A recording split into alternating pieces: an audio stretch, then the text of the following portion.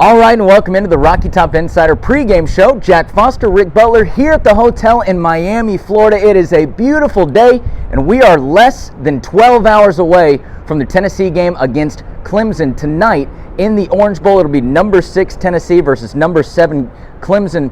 Jack, there's a lot of things to get into about this game, but man, we are here on the morning of the game getting ready for it. To me, when I woke up this morning, I got to tell you, the first thing that I was really thinking about was the Tennessee offense. I really believe that the Tennessee offense, even with Joe Milton, they're going to be put in a position to succeed. They just have to go out, and it's about execution. What about you? Yeah, it's absolutely about execution, and they've had a long time to prepare, right? Of course, we've talked about the opt-outs. Well, Josh Heupel and this Tennessee offense have had a lot of time to prepare, have a lot of time to adjust to life without Alex Golesh. And as I said on our podcast, Clemson's defense has a weakness. It's on the back end. So Tennessee has the potential to score on Clemson, and that will be the X factor tonight, if they can do that or not. Yeah, I think so too. And obviously, they're going to need some guys to step up. You know, guys like Squirrel White, right? Going to have to get separation with his speed. Guys like Brew McCoy and Ramel Keaton going to have to be difference makers in this game. I do think that it's possible for that to happen, but I do think at the same time, it's not any kind of stretch to say that that is a challenge for Tennessee, right?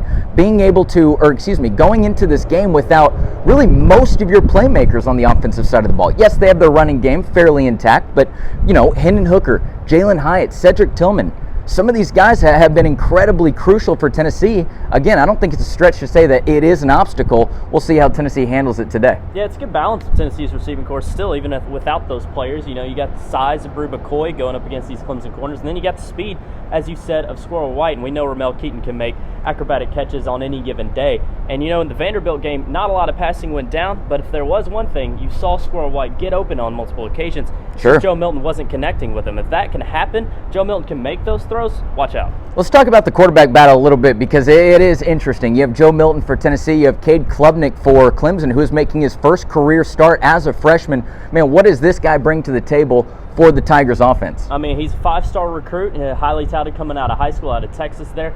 He doesn't bring experience, that's for sure. As you said, first career start, but he has a lot of arm strength, and he's a dual threat. He can beat you with his legs as well. So really athletic guy that can beat you in multiple areas, and he looked really good against North Carolina in the ACC title game. So I'm expecting Cade Klubnik to play well in this game. Just Tennessee's offense will also have to counter that and play well themselves. Yeah, absolutely. And look, we know that Joe Milton is starting because of the Tennessee injury. Cade Klubnik is being handed the keys to the Ferrari in this situation. Right. They are saying, hey, look, man, you are our quarterback going forward, and this is just going to be the start of it, we at least hope, as the Clemson side. So I do think that is a fascinating dynamic. Flipping to the other side of the ball, though, for a second, you know, I think there's been plenty of times this year we've seen Tennessee's defense. It has not been a world beating by any stretch of the imagination, but we have seen, I think, at times them play a little bit of bend but don't break defense. I think that is going to be imperative for Tennessee today. I do think that Clemson's going to put up points. I do think that they're going to rack up yards throughout the entire game. I think for Tennessee's defense, though, 3 points versus 7 points is going to be critical in what I believe is going to be a fairly high-scoring game for the Clemson offense. So I think that if Tennessee can, you know, I do think that they're going to let up yards throughout the field, but I think that if they can manage to hold Clemson to just that 3-point margin instead of getting in the end zone, I think that could really be crucial as Tennessee's offense looks for points, maybe not racking up as many as they're used to throughout the year. Well, it helps Tennessee in this case is Clemson is a running team. They're a run-first offense with Will Shipley, and I mentioned Cade Klubnik can run himself. They're not going to be looking to throw the ball all over the park. Now, it doesn't mean they can't do that. It doesn't mean Tennessee's defense won't let them do that, of course. But sure. Tennessee's strength in their defense is the front seven, is stopping the run. So if they can be sharp with that, even without Jeremy Banks, who has opted out, if they can stop the run and stop Will Shipley, who's one of the best backs in college football, I think it will create some struggles for the Clemson offense, and maybe they can hold them under that 30-point mark. Yeah, no doubt about it. All right, as we're wrapping up here with our pregame for the Orange Bowl tonight, man, give me an X factor about this game. It can be on either side. It can be whatever direction you want. Give me an X factor. Oh, I've said it all week. My X factor is Joe Milton. If he has improved and if he's going to take this next step, this is the game of his life, people. This is his chance to show Tennessee he can be the guy next year without question to get a leg up on the competition that's going to be that quarterback competition in the spring and in the offseason. So the X factor is Joe Milton today. If he can make the throws, I think Tennessee has a really good chance to come out with a victory. Yeah, I think so too. I'm right there with you. I know it might not be the craziest answer, the boldest answer, but